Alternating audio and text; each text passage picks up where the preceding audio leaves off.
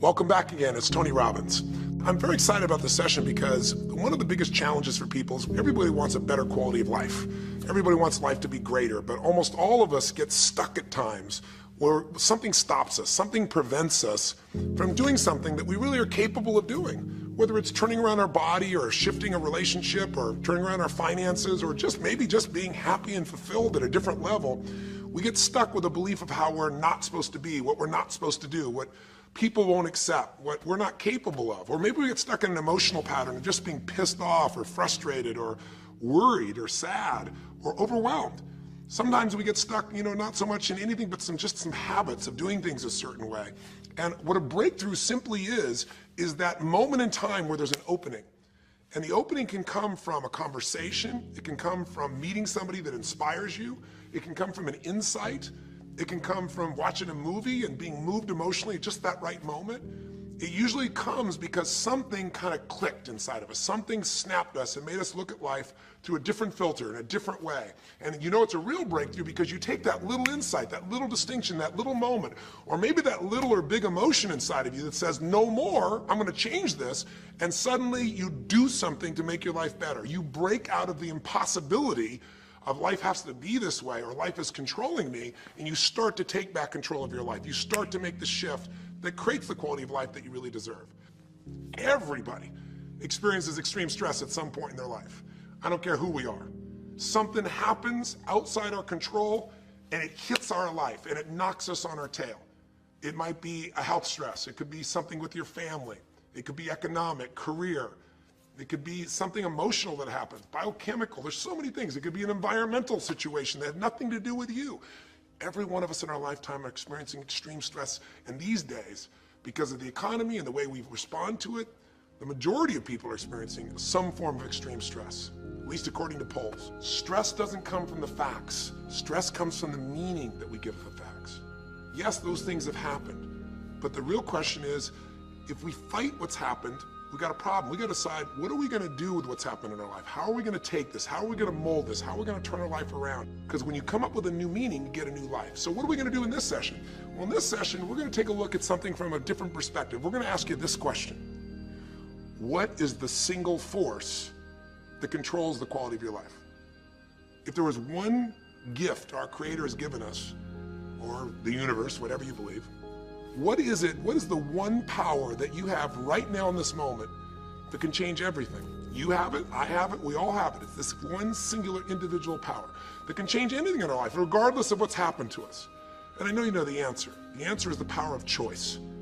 The one thing we have in this world is we can't control the events, but we can choose what to focus on, we can choose what things mean, and we can choose what to do. Those three choices, those three decisions really control our life. It's not so much the conditions of our life that control our destiny as much as the decisions of our life. Try for a second to think about something. Think about your life and just think about, are there a few decisions? If I were to ask you 2 decisions you've made in your life, that if you would have made a different decision, you would have had a totally different life. I mean, it may be a life may have been better or may have been worse, I don't know, but you would have a different life. I'm not asking you to buy into the fact that you should have known the answers. I just want you to see the power of a decision. How is your life better today because of a decision you made years ago, not just negative ones? Think about it. Sometimes a little decision changes your whole life. Like you decide one day to go to a certain school, and you go to that school, or to go eat someplace, and you bump into the person that becomes the love of your life. Or you meet someone, and you decide as a result of that you're going to become a photographer or a software engineer or a business person or a doctor, a dentist, whatever. They impacted you, but you made the decision, that's what I really want. That's what my life's going to be about. And that decision has affected so much of your life. What you do, how you live your life, how you spend your time, what you earn or don't earn, who you attract into your life. Beliefs you have all come from some of these little decisions. What you decide to eat from your dinner plate each night certainly determines your physical destiny, right? We all know that, at least to a certain extent. I know there's a certain amount that's genetics, but I'm talking about the stuff you and I can control. So decisions equal destiny. It's not our conditions, it's our decisions. So if we want a new life, if we want a new experience, we've got to make new choices. If you don't like the way your career is or your business is, change it. If you don't like your body, change it. You don't like your relationship, change you first, because if you change it, you'll bring you to the next one. Maybe it's time to change it too, but change yourself first. If you want to change anything in your life, you have the choice. So there is no right or wrong. I just want to make you aware in this breakthrough session that everything in our life changes the moment we make a decision. And I mean a real decision. A decision is when you cut off any other possibility and you commit to something with everything you've got and you take action. But the big decisions start with little decisions like, what am I going to focus on? Because whatever you focus on, you're going to feel. If you focus on all the things that have been done to you in your life, of course you're going to feel like hell. If you focus on all the amazing coincidences that have happened, things that maybe they were guided, maybe not, but things happen, and because of that, you met this person that's your best friend, your husband, your wife, or because of that, you have this ability, or because you were there that day, God, you missed an accident. I don't know what it is, but whatever you focus on, you're going to feel. If you focus on people don't care, and you'll look for reasons why they don't care, and evidence they don't care, you'll find it everywhere. If you look for evidence that people are really good people inside, that at some level we all care about each other, you'll find it. Seek and you shall find. The secret is, have you become conscious about your decision making? Because this breakthrough session is, really, you want to change your life, make new choices. New life comes from new choices, but you got to make conscious choices. The people in this particular television special, Melissa and her husband, they really found themselves in a place where they were both making decisions, Melissa and Rick, that were unconscious. When you make decisions about what to focus on and what things mean and what to do, and you're unconscious, you get pretty terrible results usually. Now, we've all done this. I do it still. We all do. But if you want to change your results, you got to become more conscious in your decision making. So think about it. What you focus on, you will feel. Whether it's true or not. You focus on how people don't care, you're going to feel they don't care. Second decision you make is, what do things mean?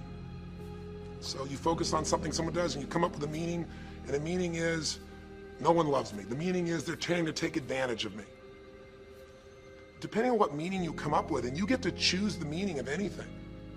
For some people, they say, this situation happened with the economy, and what that means is, I'm going broke. Somebody else said, the situation happened with the economy, guess what? That means I'm gonna work harder, I'm gonna be more creative, it changed everything.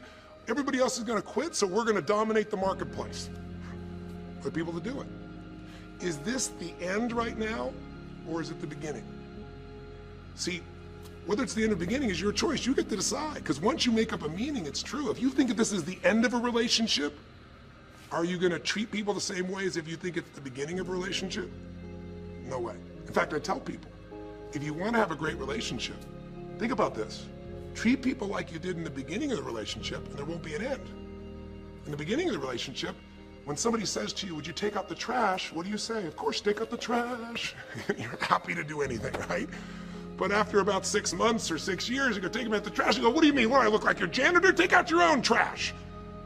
The meaning we give things is very different, and so we feel different, and our life is different. In the beginning, you'll do anything for someone. Now you make up a new meaning. Why should I have to do that for them? Little choices, like what to believe about yourself, what to believe about other people, whether this is the end or the beginning, start to affect your whole life. And the third decision we make, we decide what to focus on, most of us unconsciously. We decide what things mean, and the third thing we decide is, what are we going to do? We decide to quit because it's overwhelming. We decide to get strong and focus. We decide we're going to turn it around. We decide to wait and see. Ultimately, your destiny is determined by what you do. So, for example, what do you do if somebody comes to you one day and says, you have a tumor? Again, I've had that experience. I use that as a reference point because I've had a lot of intense experiences in my life, but that was one of the more intense ones for sure. Had many, but that was very intense. You know, first, what do you focus on? Do you focus on it's over? Do you focus on why me? Do you give it a meaning that says, I'm gonna die? What do? Do you just go through traditional therapeutic approach? Do you put yourself in the hands of someone else? Do you evaluate this? Do you get a second or third opinion? Your destiny is determined by your decisions. Now, if you're a guy like Lance Armstrong, you focus immediately on, I gotta find a solution. The meaning you come up with is, this is the ultimate battle. And what you decide to do is you're gonna exhaust every possibility. Now, that doesn't guarantee you're gonna succeed, but it's interesting. When you have that kind of a mindset, it shifts you. And Lance Armstrong, I mean, he was told things like, look, You got tumors here in your brain, you got them in your lungs, right? You got obviously in testicles, and you ride a bike for a living. That's pretty tough. But he made it through all of those pieces. Now, am I saying because he made the right choices? I can't tell you that. There's certainly some grace in everything. I think in life, there's three things. There's our ability to choose what we're focused on, or to commit, to get a result, to put all our intention and focus into something. There's our ability to do the right things, to have the right strategy, to execute. And then there's some grace. There's what some people call luck, some people call grace.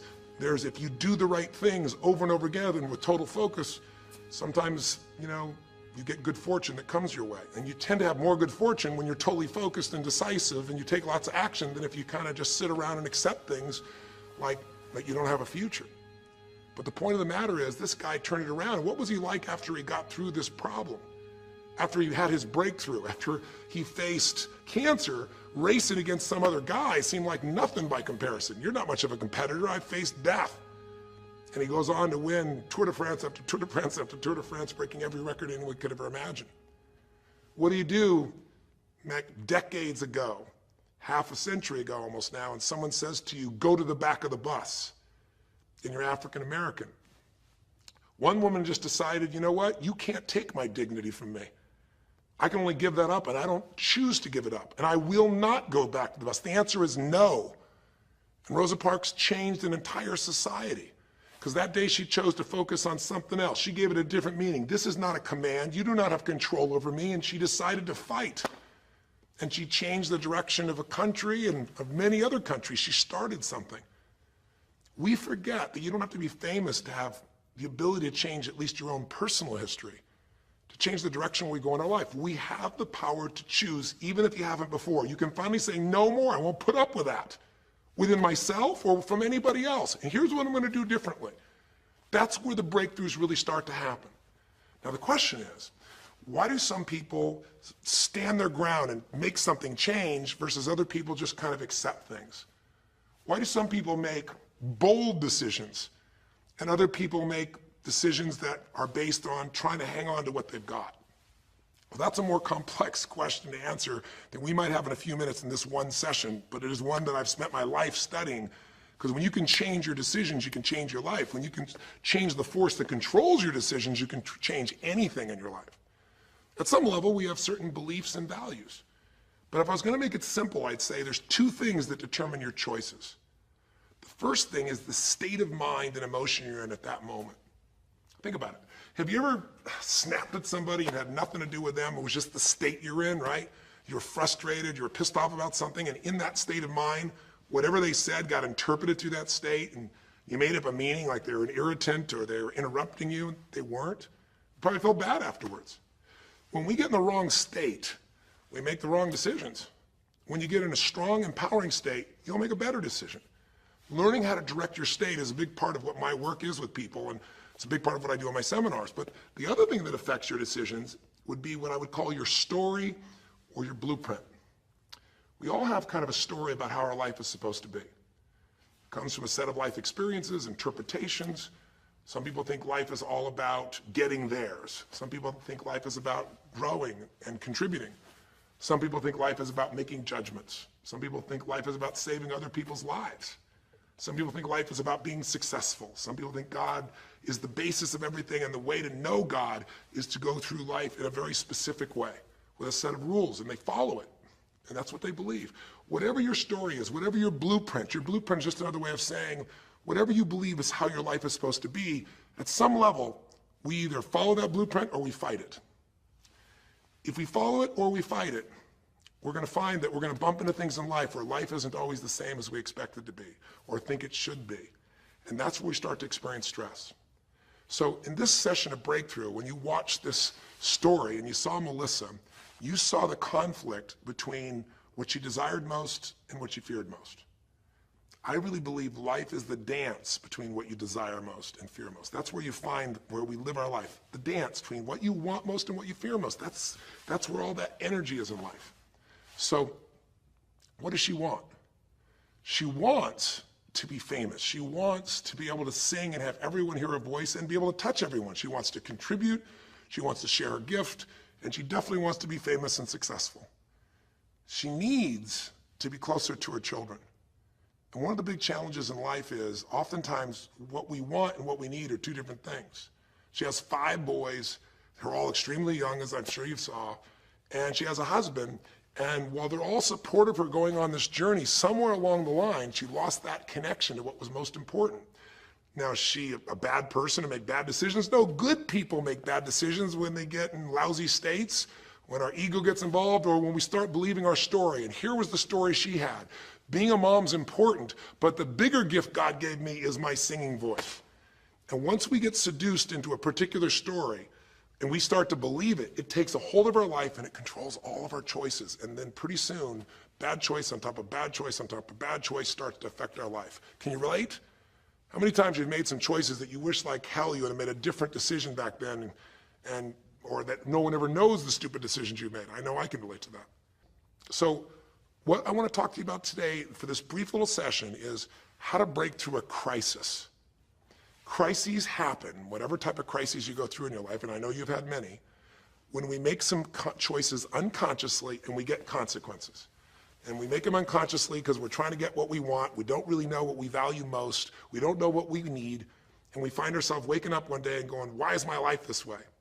It's kind of like life is always calling to us to constantly grow and improve. You know, if you're going to look at what's going to make life work, it's really simple. What makes people happy is progress.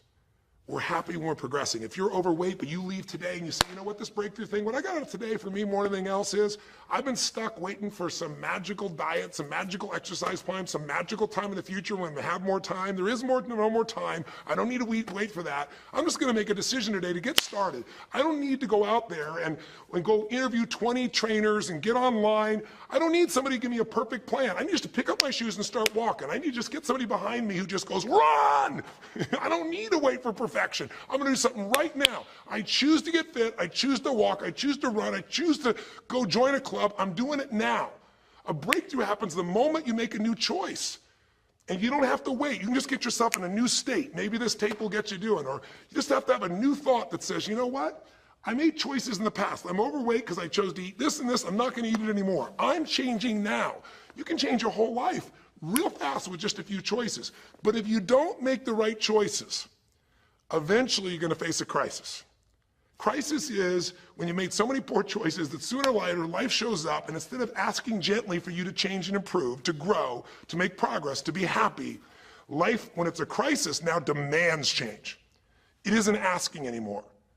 We borrowed money as a society and we overspent and we talked about changing and we knew we had to change, and now a crisis happens and guess what? Nobody has a choice.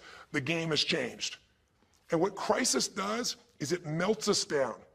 It melts us down so that we can recast our life. We can remold ourselves. And usually on the other side, our life is greater because as we go through that crisis, we have to grow. Everybody wants change. Nobody wants to do it. Everybody, I should say, wants progress, but nobody wants to change. Everybody wants their life better, but nobody wants to do the push-ups, the running, have the economic or emotional discipline to make it happen. But if you're watching this right now and you're still with me, some part of you wants more. And I'm saying to you, choose it. And the way you're going to choose it is really simple. If you're in that crisis, what keeps you in the crisis is probably because you're being reinforced. Most people, they overeat, or they smoke, or they drink, or they yell at people. They keep doing it because they're rewarded. Whatever gets rewarded gets reinforced. Whatever habit or behavior is reinforced becomes a habit, and then pretty soon, do it long enough, it becomes part of your personality, and pretty soon you think it's who you are, and you just keep living that way. I mean, it's easy to see this in other people, right? It's easy to see how messed up they are and how easy they could if they just make some new choices. All you got to do is turn on the television, some news program, some entertainment program, and you'll hear detailed descriptions about some person who is very powerful celebrity who is doing some stupid thing. Why do we see all this stuff on television? Why do we hear about every person you can imagine, from Lindsay Lohan to Britney Spears to all the way back to the old days it was Elvis or Michael Jackson or whoever it is that's in the news today in this stage of life in your country as you're watching this? It's because we want to see other people who make bad decisions so we can feel better about our own. But the reason those people don't change, Lindsay Lohan, she's got another DUI. She's putting herself at risk. She's putting other people where she could kill someone. She goes to jail, it's supposed to be 90 days. But here's the consequence. It goes to 2 weeks. And before she even gets out of the jail, she makes a deal for an interview and gets paid $1 million when she gets out for the interview. What do you think the chances of her changing when her bad behavior gets her $1 million, and I don't know if she even makes that for that much time of acting at this stage? What do you think the chances are when people around her say it's not your fault, it's not fair, they treat you unfairly? As long as we have the decision that we're not responsible, it's not our fault, we can't change anything. We have no power. So I don't know by the time you watch this if Lindsay will have changed, but if she did, it'll be because the enablers are gone, she's taken responsibility, and she's found something she values more than attention and money for bad behavior. Now, it's easy to look at that with her, but what about you and I? Where are you and I addicted to our problems? Where are you and I reinforced? So many people, when they have a big problem, listen, if things are going well, you say, oh, it's going so great. Your friends go, well, that's great. And after a while, they go, well, easy for you. But if you got a problem, people go, hey, I understand, and they connect with you. Where do we get addicted to our problems? If you want to make a new choice, if you want to make a new decision today, if you want to have a breakthrough in some area of your life, you got to give up the story that it's not your fault, and you got to give up the attention and the love and the connection and the commiserating that comes with it with other human beings. Here's how you change. 5 simple, quick steps, and then I'm going to give you a little tool that if you want to, you can go online and really make a change with. If you're going to change your life, step 1, I don't care if something has happened to you. You know, somebody has spilled oil all over where you fish. It's horrific. It's disgusting how they've dealt with it, but it's happened and you got to deal with it. Something's happened. Someone in your family's been injured. You've lost your job. I don't care what the problem is. If you're in a crisis, step number 1, see it as it is, but don't see it worse than it is. Now, what do I mean by that? I don't mean be Mr. or Miss Positive Thinking. By now, if you spend any time with me, you know I'm not about that. I'm not here to tell you, go to that garden and chant, there's no weeds, there's no weeds, there's no weeds. Doing affirmations is not going to change your life. You got to go see where the weeds are and pull them out. My point is simple. You got to see what the problem is, but you can't make it so horrific that you just give up. Today, this is the first generation in almost 100 years of Americans who now believe, the majority of Americans now believe, that the quality of life for themselves and their kids in the future is going to be worse than the past. They have, in other words, nothing to look forward to. 63% of the US as of today. Wow. When you start thinking there is no future, you go into what we call learned helplessness, a place where you just kind of give up. And if you get to that place of giving up, then you have no power over your life. That's when people get depressed. That's when people do crazy, stupid things. That's when people want to turn to drugs or alcohol or sometimes suicide or just total frustration and anger, and their life starts to do the opposite of a breakthrough. It becomes completely stuck and in pain or in ongoing suffering. If you and I are going to break out of that, we got to see it as it is. We're not here to be positive thinking people. You got to see what's really going on. But if you're overweight, you can't say to yourself, well, I'm big boned. That's not why you're overweight. You're overweight because you don't work out, you eat certain things, you eat Cheetos all day long, watching TV. I don't know what it is you do, but I know it's not just because you're big boned. You don't want to make it so it's outside your control or you can't change it. So see it as it is, but don't see it worse than it is so that you have no reason to try. Does that make sense? That's the first step. Step 2, get to the real truth and deal with it. Don't just see it as it is and not worse than it is. Don't just like balance it, but now get to the truth. I mean, listen, if the truth is you've been trying to get a job for 2 years and you truly have worked every day in a particular industry, and the number of jobs in that industry has shrunk down, and you really aren't getting that job, then you might have to look at the truth. The truth is you might have to retool. You might have to say, gosh, you know, the industry I'm in is gone. I mean, gross, simplistic example, but for years, vinyl records were around for 85 years. And it was a gigantic industry. And things came and went. During the vinyl record time, what happened? Well, there was, remember those 8-track tapes? Are you ancient enough to remember those things? Maybe you know somebody remembers those things. These big boxes, you push them in and out. Yeah, 8-tracks came and went, vinyl records were still here. And then cassette tapes came, right? And cassette tapes were smaller and more compact and more convenient and more seemingly indestructible. And they came over here and vinyl records were still selling like crazy. If you had a job in vinyl records, you kept it. But then a little thing came along called the CD. And when that happened, Almost overnight, you saw an entire industry that's been around almost a century was gone. If you were the guy that worked in the vinyl record factory and knew everything about it, it was the second generation, didn't matter. It was over. And now we laugh about a CD, right? Because everything in this digital world you can have instantly. Who wants to put it on a CD? Pretty rare, still available. In vinyl records, maybe there's a small market of people that are collectors, but it's gone. My point is, if you're in the vinyl record business, you got to tell yourself the truth. You got to see it as it is, not worse than it is, but you also got to get the truth and deal with it. You got to deal with the cards you're dealt. You're going to have to retool. You're going to have to change something. You might have to move. If you live in the Gulf, and I don't support anything that's happened there, who could? It's unconscionable what's happened with BP. But if you live in the Gulf and you're a third generation fisherman, and you fish for oysters and they're dead, you better get to the truth. Are they going to be dead for 2 years or 10 or 20 to the best of your ability? And you might say, well, I can't do anything else. I can't. I'm a third generation. This is all I know. Yes, you can. Get to the truth and deal with it. Deal with the card you're dealt with. You got to deal with it, sure, I'm sure legally, but in the meantime, you got to take care of your family. I'm not saying this off the cuff easy because I've been in those situations where it's impossible, it's unjust, it's wrong, but I still got to deal with it just like you. Am I making sense? It's like, you might say, I've lived here my life. You might have to move. You might have to fish someplace else. You might have to, I know you still got to deal with all the consequences, but you got to take back control of your life. There are unjust things that happen, but you got to take control. Easy for me to say, I'm not sitting in your shoes. I get that. But who hasn't experienced some form of injustice someplace? Who's not dealt with something unfair? Who's not dealt with something that wasn't meant to be unfair, but it affected your entire life, your career, your finances, whatever? You got to tell yourself the truth, and you got to get to those dealing with the reality right now. The longer you wait, the longer the crisis will be. If you're having an economic crisis, got to deal with it. Got to downsize, right size, do whatever it takes. And I say, okay, Tony, well, so far you're telling me don't allow myself to make it so bad I don't try, see it as is, but don't make it worse than it is. And you're telling me get to the truth and deal with it. Well, that's nice, but how do I do that? Maybe the third step, more than just getting the role model, maybe to be more specific, is get a vision first. Get a vision and get strong. That's what I think your third step should be. You first tell yourself the truth. Yes, see it as it is, not worse than it is. Tell yourself the truth and deal with it. But the way to deal with it is say, what am I going to go for? There's got to be a compelling future. I've got to come up with a vision for my life or a vision for my relationship.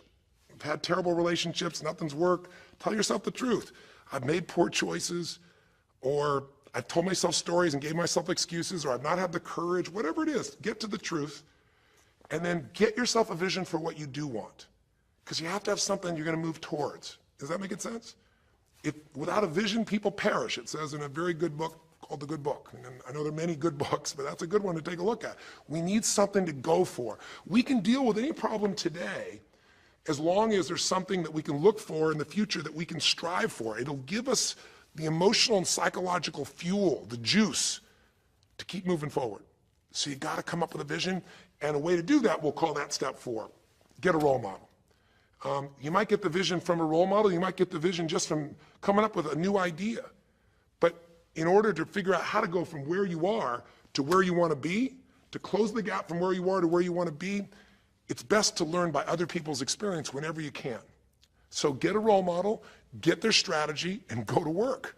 Get into action. So I'll give you an example. Years ago, when I was first starting to try to figure out how to build myself financially, I grew up at a time when, just as I was starting to do well, this big recession happened. And I remember I was like 29, 30 years old, I think, and maybe 31. And I was doing okay. And then all of a sudden, there were all these business challenges because we went through this severe recession back in those days. And I remember at the time, everybody was downsizing and freaking out. And I thought, you know what?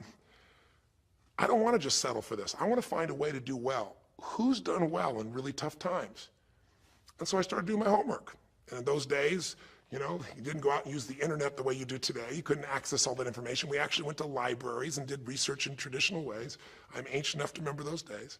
And I started hearing about this man named Sir John Templeton.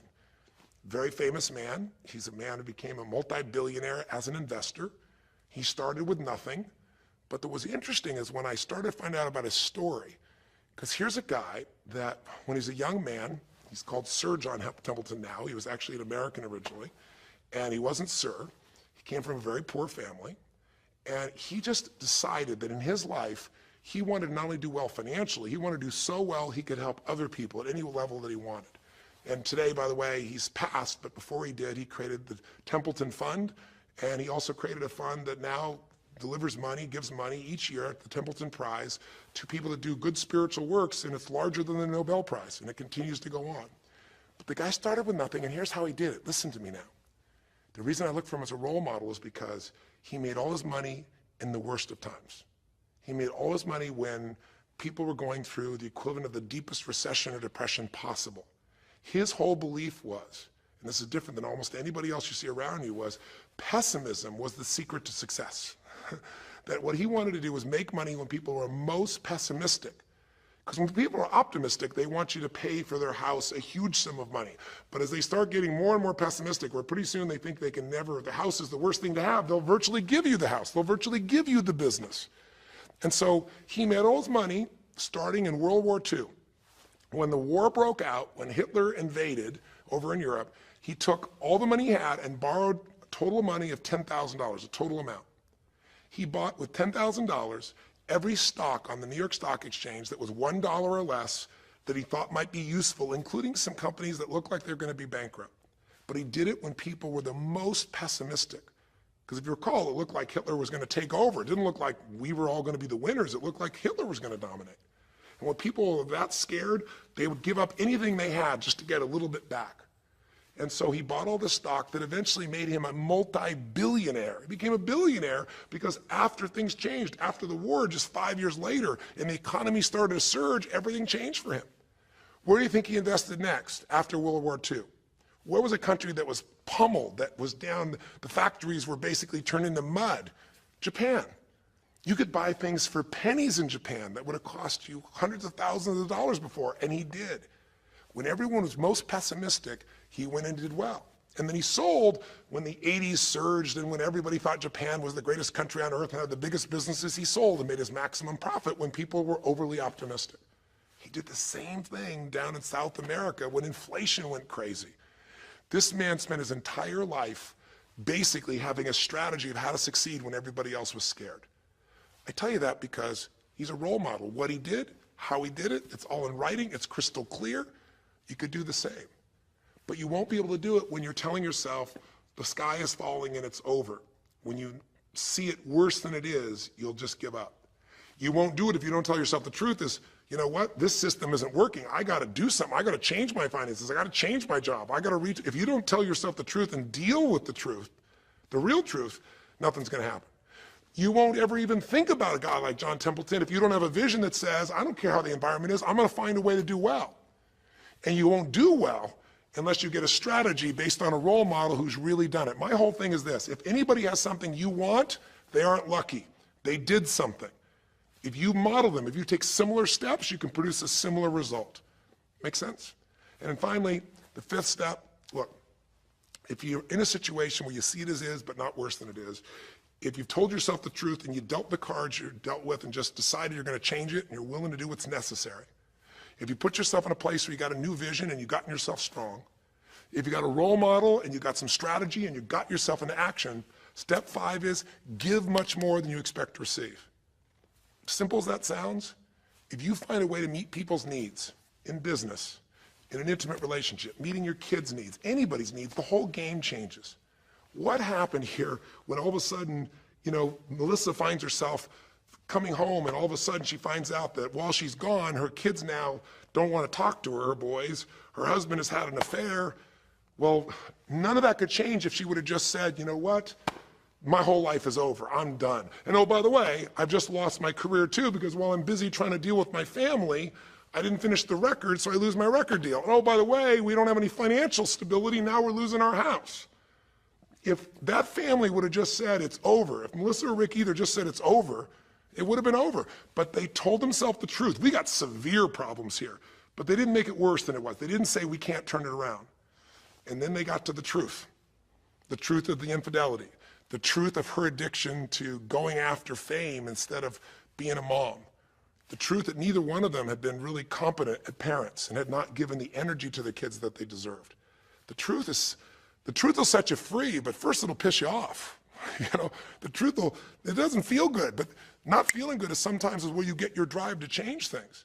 They started looking around and said, we don't have the skill to even manage our house, much less our finances. We got to do something different. We got to focus on our kids. We got to focus on turning things around. We got to turn our relationship around. But that wouldn't have worked unless they got a vision of starting to see, it could happen. And that's what I helped them with. I helped them get to the truth. I helped them to stop over-exaggerating. I got them to a place where they got to see that this relationship could be back alive and passionate, and that these kids deserve both their parents, and that she really could be a great mom, and that maybe in the end she could even still have her singing career and enjoy it too, that she didn't have to give it all up. And I'm really proud of her. She did it because she found a role model. She got a vision, but she got a full role model. And the man that she works with today is a man that's sold, I think now 5 million or 10 million records. And most people outside the country business don't know his name. He's her mentor now. He's made music with, Willie Nelson, with just about anybody you can imagine in the business. And he's done it for all these years, but he's never left the central part of Texas because that's where his family is. And Melissa's had offers to go to Sony Red. She walked away because they said, you're gonna have to do these things without your family. She found out what was most important, and she made the decisions that met her needs to be a great mom. When you fight life and go, I should be a singer and not a mom, and you got 5 kids, you got a problem. When you fight life and say, the economy should be different, you're gonna be stressed. Deal with what is, without exaggeration, with total honesty, dealing with the cards, coming up with a vision, finding yourself a role model that shows you a strategy, work your tail off, give, keep changing your approach, and you can get where you wanna go. Make sense? Now that might sound like a lot. So to get you started, here's what I'd like you to do for this session. Start out, if you want, by taking a big crisis or problem you have and going through these steps, saying, okay, what's really true? And let me exaggerate, let me stop the exaggeration. Let me not make it worse than it is. Just let's define what's true. Let's stop the story, just here's what it is. We got this much financial challenge. We got this physical challenge, whatever it is. And then you can go to step 2. All right, let's find out the truth. Let's get the details. Let's get the details and figure out what we're gonna do. And then here's where we're gonna go. This is where we're gonna eventually get to. It might take us longer to get where we wanna go, but we're gonna get here. Who's done it that we can model, that we can follow the steps in, who can coach us? And let's just work our tail off and change every day. But to give you a quick jump, sometimes when you're in the middle of crisis or crises, multiple crises, lots of things going on simultaneously, it feels a bit overwhelming. So, and you might not know a role model. You might say, Tony, I don't know who. Well, not hard on the internet these days to find role models, or come to an event. I can promise you we can show you plenty of role models. This is what I do for a living. But what you can do right away is you can model yourself. Think about it. Almost everyone alive has been through more than one tough time, crisis or multi-crises, where you're having a problem financially and you're having a problem with your family and you're having a health problem all simultaneously. Those are the intense ones, right? But if you're standing still today, most of us have found a way to get through it. And if you don't, you know someone who went through a tough time, a grandmother, an aunt, an uncle, somebody. The greatest way to make that change happen, when you break out of break through, you break out of a problem, you break out of a crisis, is model yourself. So we have 5 questions when you click on this link. And you can do it by video, so you can see yourself, and you can share it with other people, or you can type in the answer. I'll tell you in advance what they are, and then when I'm done here, I want you to do it right away if you would. The first question is, what's been one of the toughest times in your life? What's been one of the toughest times in your life that you did get through? Maybe it was a financial situation. Maybe it was a career situation. Again, maybe it was an intimate relationship where you were crushed. You thought you could never make it through all the pain you went through there. Maybe it was a physical challenge, a health challenge. Maybe it was a lack of confidence or ability. I don't know what it was, but what was a just incredibly tough time that you did make it through? And you're just gonna jot it down. Or you can do it in the video and just tell us, because you're not only gonna get this answer, but we're gonna create a community of people who will be role models, people that have been through hell and back, saying, here's where I was, here's what I got through, here's what shifted my life, here's what you can do. And we're creating this community as our gift to you, so that this isn't just a discussion that's one way. I want to do is start a conversation with you where we can help each other. So that first question is, what's a crisis? What's a challenge? What's a tough situation you eventually made through, but it really was difficult for you? Second question, you go back and you think about that situation. What pulled you through? What pulled you through that situation? What did you learn? What distinction? Or did you get a strategy? Or was it a belief? Or did you meet someone who helped you? Or was it just somehow you clicked into your faith and you kicked yourself into gear? What pulled you through those tough times? Was it a person? Was it a place? Was it an idea? Was it a distinction? Was it a belief? What was it? Share it with us. Type it down or tell us from your heart what it really was. Third question is just real quick. It's just for contrast. And the third question is, what was your life like before the crisis? Like right before all hell broke loose? Usually you'll say, oh, my life was so great. But when you go back and look at it, was it so great? Was it wonderful? Just out of curiosity, right before all hell broke loose, third question is, what was your life like right before it? And then the fourth question, what'd you do? What did you do to go from where you were to where you are today? What did you do to get over that situation? What did you do to get through that situation? What did you do to turn it around? What action did you take? Who did you go learn from? What skill did you go get? What did you physically do? Kind of give us the description of what you did, because we all want to know, because you can provide us a pathway. You may have been through a crisis that someone else is going through right now, and they could learn from you. They could learn the shortcut. And finally, the fifth question, maybe the most important one besides what pulled you through, and the fifth one is, how is your life actually better today because you went through this crisis? Whatever the crisis was. How are you stronger? Or are you more compassionate because you felt that suffering? You don't want anybody else to feel it. Or are you more hopeful because you know you made it through that so you can make it through other things? Or are you in a situation where you've got a skill today that you didn't have and wouldn't have had if it wasn't for that situation that made you have to grow? Or are you just happier today because you have a contrast of what life could be like, and so now you appreciate the simple moments? How are you better mentally, emotionally, physically, financially, or spiritually today because you went through the crisis? Even though you wouldn't want to go through it again, you don't want anybody else to go through it, how did it actually serve you in the end? I think if you answer these 5 questions, you don't need to remember them. I said them to kind of trigger you thinking. All you do is type in the answer, or you take the instructions and click on the video and go, okay, toughest time of my life?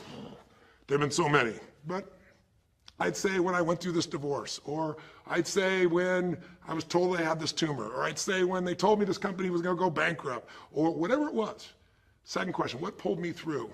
God, I don't know, I guess a combination of things. One was this belief that somehow everything in life happens for a reason and a purpose. And even though I hate this, something must be calling me to grow. Or I'll tell you what it was. It was a friend that sat me down and said, man, you're going through hell. But when you're in the middle of hell, when you're pushing through hell, just keep pushing. Just keep going through it, man. I've been there. And he gave me this plan, or he gave me this strategy, or he told me, you know, this problem won't last forever. Trust me, I know it feels like it's the end of the world, but 10 years from now, you and I will be sitting here, and you'll be here with your children, and you'll be here with your wife, and we'll be talking about those tough days, and we'll actually smile and laugh about them and be so proud we made it through it together. Or you might say, what got me through it was prayer, or my faith in God, or what got me through it was just massive action. You know, what pulled you through? Just tell us. We all want to hear, we all need to know. And there's lots of ways to get through hell, isn't there? There's lots of ways to get through a crisis. There's so many ways. That's what I want people to get. So when you're done with this on the website, you will give in something, because a community is not just a place you go get stuff, right? It's a place you give. And the more, you know, authentic you can be and honest from your heart, the more other people will see and be touched.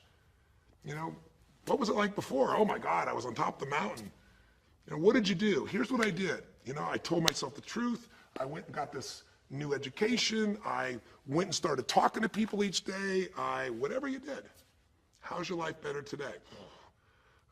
There's a phrase, you know, be humble or be humbled. You know, I have a different level of humility because I know, you know, that as good as I may think I may be, that situation reminded me that life is not just about me, it's about we.